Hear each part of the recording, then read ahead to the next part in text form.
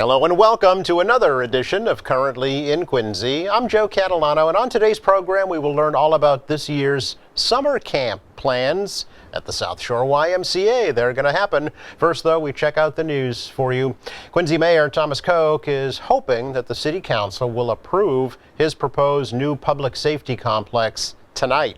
The council is scheduled to discuss the proposed $120 million public safety complex that would replace the current police station on C Street. Councilors previously did approve $32.5 million for land acquisition and demolition costs for the project. However, some expressed concern about the high cost of the new facility. The mayor says the building will be designed and built to last from anywhere from 50 to 100 years. It would also be home for the fire department administration and emergency management. Also tonight, the mayor will ask the city council to approve borrowing up to $150 million for long-term road and infrastructure and water and sewer improvements. Yes, I think that if you look at the last several years, we've done the 5-year capital plans, the rolling plan. We update it periodically, sometimes annually. And if you look around, we've got we got an awful lot of municipal buildings, Joe, whether they're school buildings, firehouses, police station, Kennedy Center, park and rec facilities, libraries. So we have spent a lot of money over the years on the buildings, namely the schools. And we've done a lot of work on sewer and water, but much more work needs to be done. And if there's an area that I'd say that we could really improve on, and that's the amount of streets we get done each year. We've went to a little different process a number of years ago where we're trying to do gas and water first, then go in and do the street over. When we do the street over, try to do it right so that we don't have to go back for 25 or 30 years, So it's kind of a little bit beyond that. So we'll be doing that, but more of that. So we're looking at getting the council to approve some bonding in that regard. I'm sure there's going to be more building work that needs attention. For example, the original Richardson Library building is going to need some work. I know the addition's magnificent, but the old structure is going to need some work. And, there'll be more work needed on a lot of the buildings, but we're going to emphasize a little bit more in this round for the next couple of years, major work on our roads throughout the city. Some city councilors have expressed concern about the city's debt load going into the future. The council is also debating the mayor's request for $23 million to begin building a new home for Quincy College, and will also be reviewing his proposal to bond the city's pension obligations at a cost of $450 million. The MBTA says it will move as quickly as possible to restore service cuts that were implemented earlier this year due to low ridership caused by the pandemic. General Manager Steve Poftak said that he'll restore suspended bus lines, restore commuter rail weekend service, and restore the Charlestown and Hingham ferries. Poftak made the announcement after Congressman Stephen Lynch and others chastised the T for making those cuts after accepting up to $1 billion in federal COVID stimulus money. The T also says there will be no layoffs or furloughs.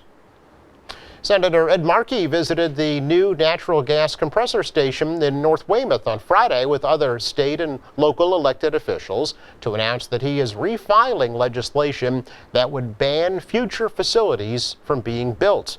Markey's bill would prohibit energy companies from building compressor stations that would send natural gas overseas. The Weymouth facility is transferring natural gas to Canada. Opponents of the Weymouth facility say that they're encouraged that federal regulators have agreed to take another look at the permits that were granted to the Weymouth station after 2 emergency shutdowns late last year. The state is granting Father Bill's homeless shelter here in Quincy $4.2 million to put toward their planned housing resource center to replace the current homeless shelter on Broad Street. Governor Baker and other state and local officials announced that grant during a press conference outside the shelter last week. Father Bill's and Mainspring's CEO John Yazwinski said the new center will go a long way toward ending homelessness in Quincy. We recently asked all of our community supporters and donors to describe Father Bill's in 3 words, 3 separate words. The 3 we heard the most was caring, innovative, and a leader.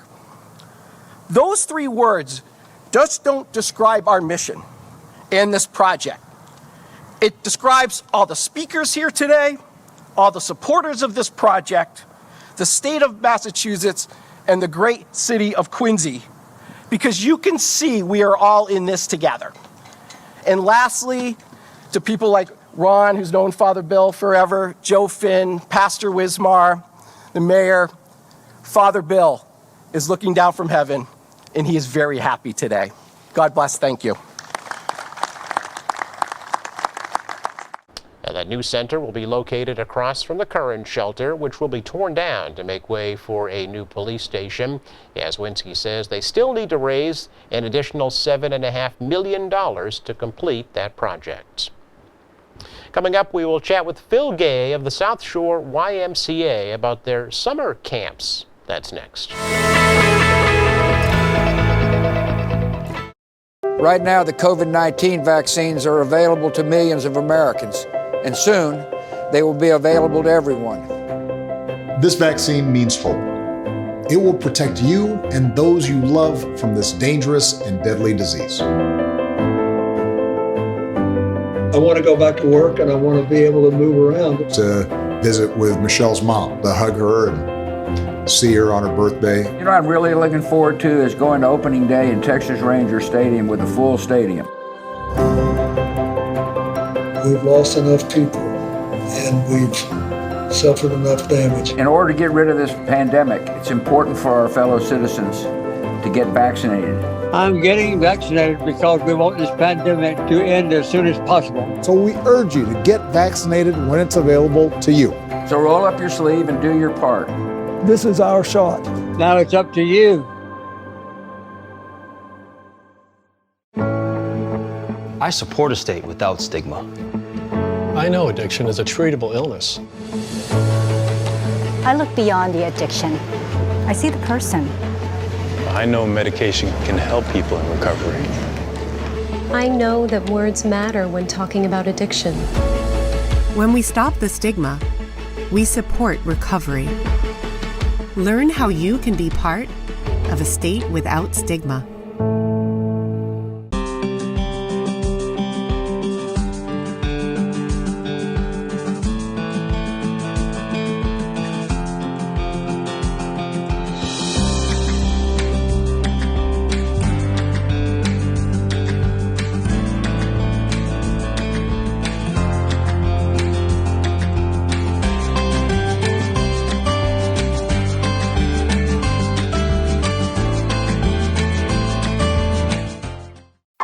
Hear someone go, "Didn't it come from you guys?" Strangers cough at me. Move away from me. Someone spit towards my direction. All the stereotypes that we've worked so hard to break are just going to be reversed. And I won't let that happen. We all have to play our part. I donate my plasma. I've been making masks. We deserve respect as much as everybody else. I'm a firefighter, not a virus. I'm a mask maker, not a virus. I'm a nurse. I'm a delivery woman, chef, a neighbor, artist, Bus driver. I'm a doctor. Fight the virus. Fight the virus.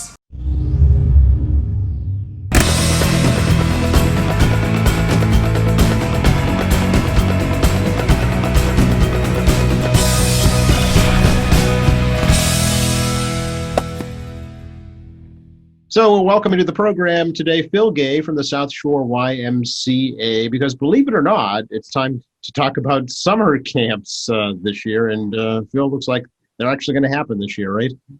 Yes. So last year we had a very small summer camp, but this year the state has just released the new updated COVID guidelines for 2021. And it's looking very promising that we're going to have camp more normal than it was last year as well. So it's very exciting for us. Music to the ears of parents everywhere, I am sure, to get their kids out and get them some physical activity and fresh air at the same time, for sure. Yeah, absolutely. I mean, schools have recently gone back to 5 days a week in Quincy. So I'm sure a lot of parents have noticed the benefits of the children having more social interaction. And that's one thing we noticed last year with our small camp is straight away the campers, after that initial kind of nervous first couple of days, just having a lot of fun. And we couldn't see their smiles, but we could tell underneath their face masks that they were smiling, and just how important it was after 3 months of not having much in the way of interaction outside of their four walls of their house. So very important. I think right now, as a parent as well, I think camp is more important than ever to really help build those social skills for all children. Yeah, before we talk about the summer camps, how are things going at the Y right now? So anyone that hasn't been to the Y since we reopened back in June, you'll notice if you come into the building, all the machines are much more separate. The group exercise studios, we're using those. We've got machines in there. So some of the free weights are in one of the studios. The stretching machines are in the studios. Most of the group exercise classes are happening in the field house, either like the basketball courts we're using for Zumba classes, the turf field, we've got spin bikes on there. So everything's much more spaced out. The beauty of the field house is the height of those ceilings. You don't feel like you're very close, and we're keeping 14 feet apart for the most part with those classes as well. So the feedback we're getting from members is very positive. The foot traffic in the building is definitely slower than it was just over a year ago, but really positive, really feels very safe in the building. Everyone's wearing masks the whole time as well. And obviously that's going to stay in place until we're told otherwise by the governor. Obviously in the pool, you can't swim with a face mask on. But for things like the pool, the basketball courts, people have to pre-reserve their space in there so that we're making sure we're following the guidelines of the maximum number of people that can be in those spaces at those times. Sure. Is it back up to full capacity now for occupancy or not? I don't think we're quite at full occupancy. As I think we've talked about this before, but I'm in Germantown a lot of the time outside of the summer. So my focus at the moment with the Y is obviously summer camp, and then the food pantry as well, where life at the food pantry is incredibly different to what we were just over a year ago. We're serving about between 200 and 270 households a week. And then when you put that down to the number of people that are coming through, that is impacting, it's huge. And we're putting out between 10 and 16,000 pounds of food each week. So it's a great workout for me because I'm lifting a lot of food, but it's a really great resource for the community. And I would encourage anyone watching that if you are struggling to get food, the food pantry is open on Wednesday and Friday mornings between 8:30 and 12. It does take a while to get the food because we've got big lines out there, but if you need food, we're here for you, and please come and visit us on one of those mornings. How does that compare to pre-pandemic in terms of households served, Phil? So pre-pandemic, on a busy month, we were serving about 200 households in the month. It would be a little more than that sometimes. But we're serving in a week way more than we were serving in a month right now. And we were typically going through about between £2,000 and £3,000 worth of food in a week, and that would be a busy week. So it's crazy the difference and the number of people that we're helping out right now. It's literally quadrupled. Yeah, literally. Yeah. Are you able to have volunteers to help out, or do you need to be cautious about that? We're cautious on the number of people. So on service days, we have about 5 people total that are helping do the service and things. We do have a couple of volunteers, but it's mainly staff that are doing it. We're very conscious about the number of bodies that we have in the space that we have as well. And we've changed it at the start of the pandemic. We were doing pre-filled bags that we were serving to the community, to the people. Now we're back to a choice pantry where we've got tables set out, and we obviously have to restrict the number of people that are in the rooms, and we've got a cleaning protocol that we're following as well. Okay. For folks who might not be aware, where is it located and what's the contact information? So we're located in Germantown, which is in Quincy, 366 Palmer Street. You don't need to call us or pre-arrange an appointment. Just come on a Wednesday or a Friday morning between 8:30 and 12, and just bring something that shows that you're a Quincy resident. That's all we need from you. So if you try calling us during those pantry service hours, we're not able to answer the phone. So I would just recommend come during those hours and we can help you out. Okay, good. Let's talk about something positive. Summer camp is here, Camp Quirk, right? Camp Quirk, yes. Thanks to a kind donation from Mr. Quirk from Quirk Auto Group. So yeah, we're very excited. So this year we've got our camp in 2 locations. So we've got 4, 5 and entering first graders going to be based at the Quincy YMCA, using some space in the field house, so the basketball courts and turf field space, and some outdoor space on the side of the building. And then all the other camps are based at Eastern Nazarene College. So very excited to be back at Eastern Nazarene College. Beautiful grounds, beautiful campus. And the great thing is we're able to transport campers this year, so we will be using school buses to transport our campers for swims, so still being able to swim for all groups 4 times a week. We're also able to offer some of our science camps, which we call specialty camps. Not as many as we did back in 2019, but nice to have some of those back, some art camps and some sports camps as well. Great. When is camp? When does it run? So we open up on June 21st and we're offering 10 weeks. Our last day of camp is August 27th, which is the Friday.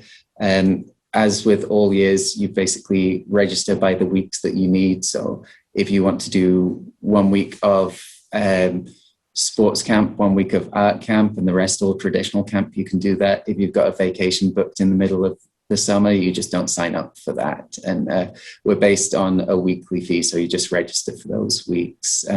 As normal, we do offer financial assistance. I know many families have had a lot of struggles through the last year with being furloughed or laid off from work. So we do have financial assistance available. Another thing is with the amount of children that have been in remote learning programs, things like that. So I know as a parent, it has a huge financial impact on your family finances. So if you don't think you can afford a camp, I would strongly encourage you to apply for our financial assistance and go from there. And we do also accept childcare vouchers for families that have those.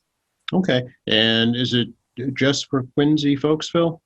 So we're open for anyone. We do see predominantly in a normal year, we're about 80% Quincy families that come to our camp, but we're open for anyone that wants to use us if it's a convenient location because you work in Quincy and we're on your doorstep and you live in Randolph, that's fine.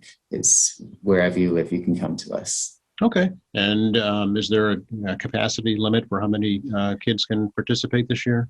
Yes. So with day camps, we do have a little bit of ability to add capacity if needed.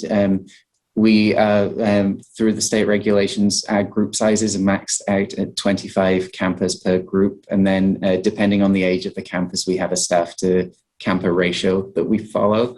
But the maximum group size will be 25. And that's like a cohort. So those campers in that cohort will not mix with other campers in a different cohort. It doesn't mean they won't see each other, but we'll be having distance between the 2 groups. And if they're using a certain area on camp and then before the next group goes in, we'll have cleaning protocol with equipment and space. Like obviously we can't disinfect grass if they're using outdoor grass space, but if they're using a classroom space, we'll disinfect tables and chairs and handles and things before the next group comes in.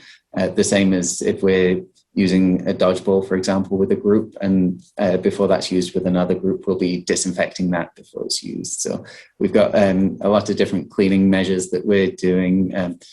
like everywhere, face masks will be required at camp. Obviously, when they're swimming and when they're eating, we're not requiring face masks.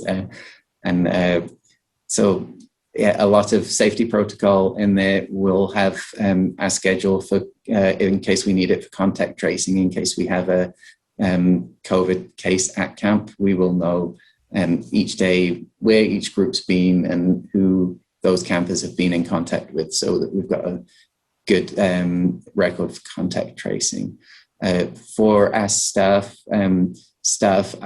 camp counselors are classed for the COVID vaccine under the teacher category. So right now, we obviously don't have those counselors, many of the counselors working, but once they do start work, if they haven't been vaccinated, they will be eligible if they wish to get a vaccine as well. So hopefully we'll have a good number of our staff vaccinated, which again is a huge plus for us as well. Right. Yeah, I know it's not mandated because it's an emergency approval of vaccine right now, so it can't be mandated. Although I would think a lot of your counselors would opt to get it for sure. They're younger folks mostly, right? Yes, yeah. Most of our counselors are high school and college age. The youngest we hire is 16 years old as our junior counselors. And we do have some staff that have been around for a while that are out of college and a little more older as well. So I'm normally the oldest person on camp, and I'm okay with that. But we hire for the best fit. And another piece is we have started our hiring process right now. So we do have posted on the website a job application. So anyone that's watching that thinks they might like to work for camp, they can definitely do that. And you can also find out all of our camp information at the camp part of our website. Really easy to remember the website. It's ssymca.org/campquirk. So that will take you to all the information about our camp in Quincy. I'm guessing you get a lot of folks that come back year after year, and siblings that you see coming up through the ranks. So I'm sure you're anticipating that again. Yes, definitely. And it's interesting. We've opened registration. We opened up in February, and we're actually tracking ahead of where we were this time in 2019. So that's very positive for us. So I would urge families that are looking at summer camps, not just ours, but I would urge that you do it a little earlier than normal, because most camps have lower capacities this year. So the sooner you get it, the quicker we can secure that space for you. And some of our specialty camps are already full or very close to being full as well. Okay, so earlier the better for sure. And a lot of folks will be looking for it this year, and no question. Are there space limitations on the school buses, Phil? How will you be handling that? Yes, so we have, at the moment, we've got one school bus scheduled, but we have the ability to add a second. Okay. We have to follow the Department of Education guidelines on transportation this summer, and they just changed it. I think it was about a month ago. They changed from school bus capacity of 22 to 42. Okay. So that helps us out. We're going to be working with our bus operator as well on what the cleaning protocol should be between groups going on the bus and things like that. They're generally on the bus. A bus run is about a 10-minute run from Eastern Nazarene College to the Y and back in the other direction. So it's not a huge amount of time that they're on the bus, but obviously we will have protocol between each group going on the bus. And we'll probably keep just one cohort of 25 campers on the bus at a time. Yep. Again, to enable contact tracing if necessary. Masks required, I'm assuming. And masks required, and windows will be open on the bus. I was just going to say, as well, especially in the summer. So yes, exactly. Yeah, sure. All right. Sounds like it's going to be a great season. And as we say, outdoor activities are safest, and we've really learned the importance of being outdoors, and getting some fresh air, and also seeing each other in person, even if it is from a distance. Yeah, and the focus of camp is having fun. I know we definitely struggled in my house with some of the remote learning, and what was interesting with my son is he was in a different school to his kindergarten school. So we were asking, who are your friends? And he was never mentioning anyone in his class, but he was mentioning children that were in his after school program, because that's where he actually had the chance to interact. So those children that haven't had a chance to be in like a more social setting over the last year outside of school, even if it's only a week or two, I would strongly encourage parents to give camp a go, because you could see huge benefits. Parents definitely saw, as restrictions lifted in the summer, the children were having, like, seeing their friends, and you saw a difference with their happiness and things. So camp, we focus on having fun and making friends, and that's what we want to really concentrate on, and forget about those stresses that we've had. Just keep that mask on and keep that sunscreen on, and we can have a great time. Yeah, absolutely. You cannot socialize virtually, just by the sheer nature of the venue. It's one dimensional. It's like trying to socialize with a TV show. It just doesn't happen. Yeah. Exactly. And at games, we've modified them so that we keep things different each day for them, but obviously bearing COVID and that 6 feet distancing in as much as we can. It's impossible for us to keep a group of children 6 feet apart the whole time, but it's definitely possible for us to keep masks on the whole time. Each group has a backpack with them that they have hand sanitizer in as well, so we can do regular sanitizer breaks. If we're doing mask breaks as well, which we do, we keep them 10 feet apart while they're having their mask break and things. And that's just a breather. And any camper can ask their counselors, I just need a mask break. And they'll say, okay, it's safe for you to go just over there. And so they're supervised and they're having that time, especially in the summer and the heat. Yes. We all need it. So we make it as safe as we can for them. Great. All right. Anything else you think we should add right now?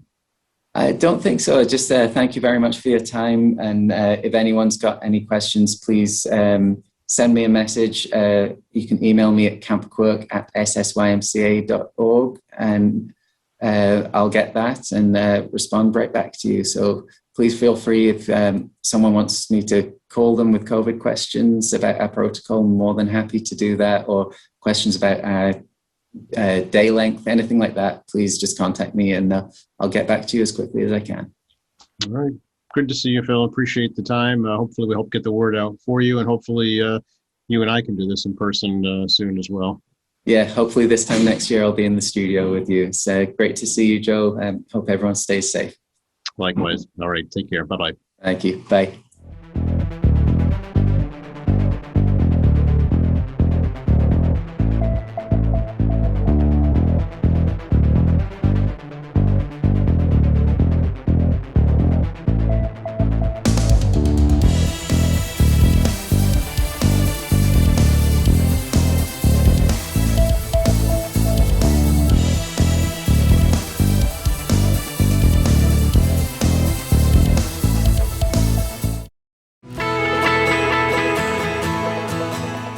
Special thank you to Phil Gay for joining us today. Thank you to our crew, and thank you for watching. And a reminder to visit our website at qatv.org. You'll find our latest programs there, news and information, video on demand, live streaming, and much more.